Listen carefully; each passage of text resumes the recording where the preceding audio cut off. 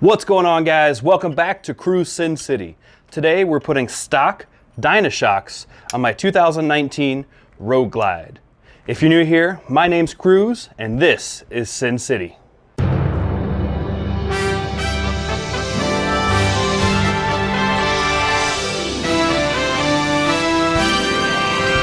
All right, so the first thing we gotta do is get these saddlebags off. Now, you might be asking yourself, why in the world would I put stock Dynashocks on my Road Glide? Well, to be honest, I am desperate to upgrade these shocks that came on this Road Glide. They're completely trashed. My back is tearing up and it's hurting me. And I've read that the stock Dynashocks were better than the old school air shocks that came on the older bikes. So basically what I'm hoping is with these stock Dynashocks, and it's a little bit stiffer shock, it will help my back, maybe bumps, because right now I'm not ready to drop the $1,200 that I want to drop on the set of Öhlins that I want. But basically, once I get this saddlebag off here, I'll explain to you why these shocks may work, why they may not work, and we'll see what's going on from there. So let's go ahead and get these saddlebags off. All right, so now that we've got the saddlebags off, we can see the shock on the Road Glide. So one thing you may be asking yourself is the Dyna is a much lighter bike compared to a big touring bike. The weight difference, I think, don't quote me 100%, but about 150 to 200 pound difference. But the Dynashock is a stiffer spring than the factory Road Glide shock. So as you can see on the stock touring bike, on the right side, this is just a slave cylinder. This shock is super weak. It literally does nothing. The only thing on the baggers is this shock right here. This is the one that holds the suspension up for this whole, once I'm on there, over 1,000 pound bike. And this shock's much sturdier than the other side, but hopefully with the Dynashocks, it'll be a lot better. So the reason that the Dynashock is a much stiffer spring is if you see here, the mounting points for these are right under the passenger section. So this shock is in a much more upright position than a Dyna, where the shock goes from here all the way to under the seat. And if I could pull up a video of a picture of a Dyna right here, you could see right there, it goes from the bottom and it goes under the seat. So it's a steeper angle, so it requires more force to have, or a stiffer shock to have amount that you want from the suspension because of that angle. So hopefully we put these Dynashocks on here, which are the same height as the stock shocks on this bike. So we're not gonna raise it, we're not gonna lower it. We're just hoping for a stiffer, better spring, and then springs on both sides, which I think is kind of ridiculous that Harley comes with just this cheap slave cylinder. This looks like something you'd buy on wish.com, like it's complete garbage. And once we get it off here, we'll take a closer look at it. But the first, or the next step, because we've already got the saddlebags off, is to get this bike up in the air on the jack. So let's go ahead and do that now.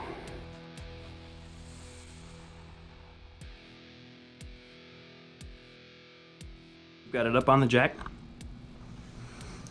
We gotta get these loosened. There's 4 bolts. That's it for this whole job. Yep, 3/4 fits on there. I'm gonna get a stubby 3/4 though. Got our 3/4. Got our wrench.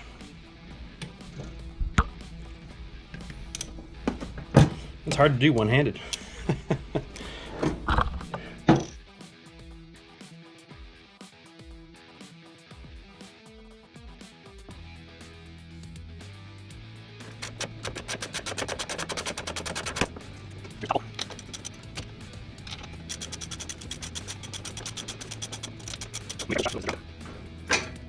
And there we go. So there's the stock right side shock. And this is a special, so it's the Lowe's. So it's going to be 12-inch shocks on here.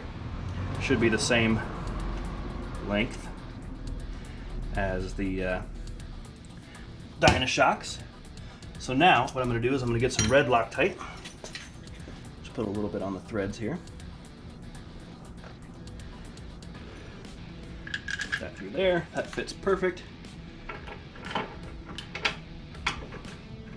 And just hand screw this one in. And it should line up without taking the other side shock off. The other shock the shock on the other side, we didn't take it off. So the other one's holding it in the perfect position. And it's just barely not gonna reach, so I'm gonna lower the bike just a little bit.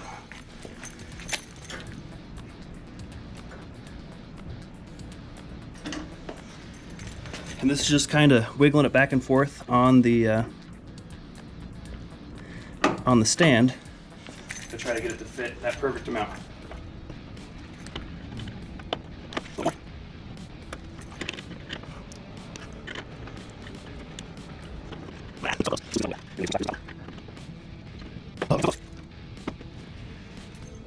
Let's see if that was the ticket. Boom, there it is. So it's just wiggling it back and forth until you get it lined up.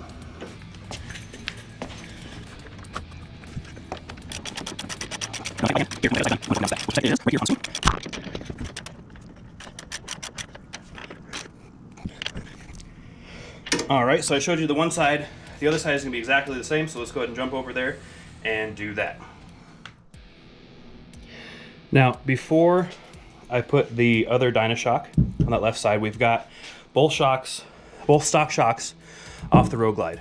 As you can see here, we have three very different looking shocks. We have the Dynashock, and this is off a 2014 Street Bob.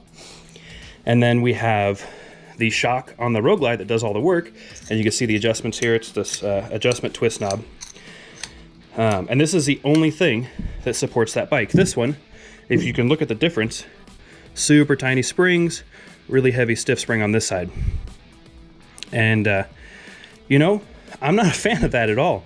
Like, that's not cool. Why not just do a really nice mono shock on this bike?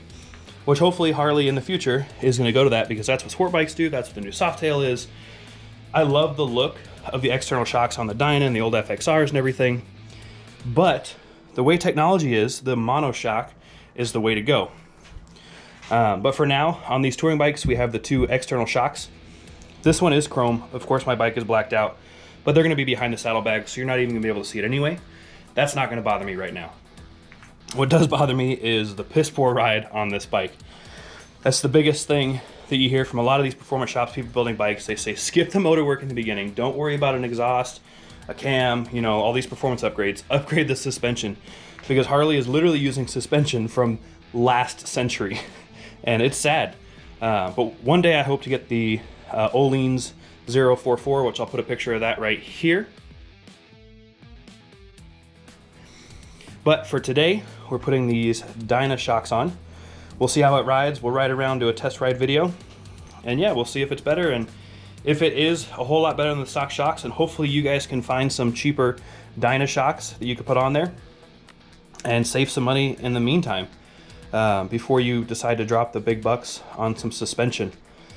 One thing I do have to add is, if you have an aftermarket Dynashock with the piggyback reservoir, like that's what I had on my Dyna, that's why I have these stock shocks, because I traded it in with that aftermarket shock. They will not fit because it'll interfere with the saddlebag, so it has to be a single shock with no reservoir. And of course, height shouldn't matter too much. You should be able to do 12s or 13-inch shocks, but I believe these are the 12-inch shocks. So let's throw this on the other side, slap it all back together, torque it down, and see how it rides. I want to throw a challenge out to my viewers. If we can get 50 likes, just 50 likes, to me it sounds like a lot. To other YouTube videos and YouTubers, that would be super easy. But if we can get 50 likes on this video, I have a pair of Burley Slammers that I put on my Dyna. If we get 50 likes on this video, I will put these Burley Slammers on my Road Glide and ride it around for a week like that, and see how it does with it slammed way down to the ground, see how it looks, take some cool pictures, all that stuff. So go ahead and smash that like button, hit subscribe, hit the bell icon to see when we're making new videos, and stay updated for it. All right, so we've got the Dynashocks on this bad boy right here. A little bit of contrast with that, lots of chrome. That's the most chrome that has ever been on this bike. But like I said earlier, it's gonna be covered up by the saddlebags, so I'm not worried about it.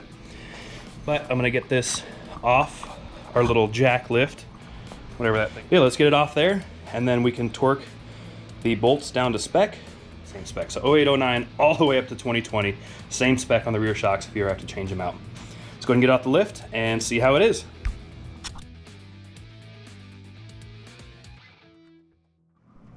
All right, ladies and gentlemen, we have got the shocks on the bike.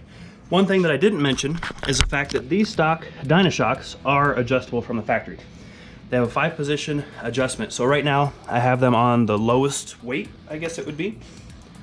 I'm not sure if that's compression. I think it's compression. But anyway, the lowest weight capacity. Again, because it's got that different angle, I want to see what it's like on the lowest and then move the stiffness up as needed, maybe up to the 3, 4, 5 range if it's really necessary. But the way that's done is you have a spanner and you spin this right here. We can get that adjusted if we need to. But for now, let's go for a test ride.